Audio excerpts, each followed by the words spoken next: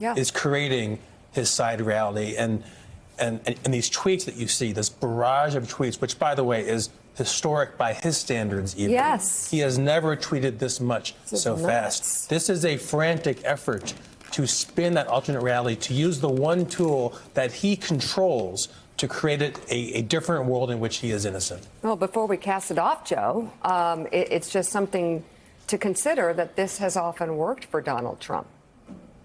Well, it worked in the past when every tweet was breaking news. Now it has become ground noise, and he's been reduced to attacking children with Asperger's. I don't know that that's going to even move his followers. But what Donald Trump obviously is facing this morning is the House Judiciary Committee.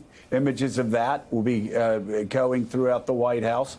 They'll be marking up articles of impeachment. And in the 240-year history of this great republic, Donald Trump will only be the third president in 240 years likely to be impeached by members of the People's House.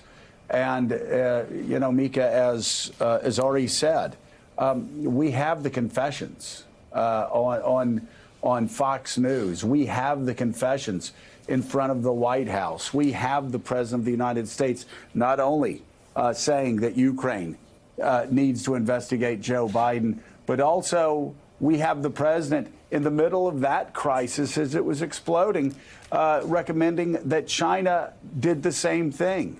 Republicans would try to rush to his aid. Marco Rubio said, oh, the president was just joking. Then a few days later, the president went out again, not joking, recommending that China do the same thing and investigate Joe Biden and Joe Biden's family. So the president is frantic, and he's frantic in part. Let's bring in Chris Matthews.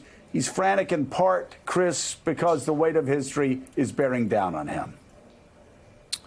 Yeah, I think it's bearing down on him the truth, the objective truth, that this will be a day of infamy for him. This is the day he's going to be, you know, he's going to face impeachment, clear cut. It's coming at him in the next week. He's going to be impeached.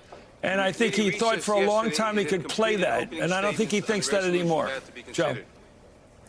All right, here's Jerry Nadler starting things off. Thanks for checking out MSNBC on YouTube, and make sure you subscribe to stay up to date on the day's biggest stories. And you can click on any of the videos around us to watch more from Morning Joe and MSNBC. Thanks so much for watching.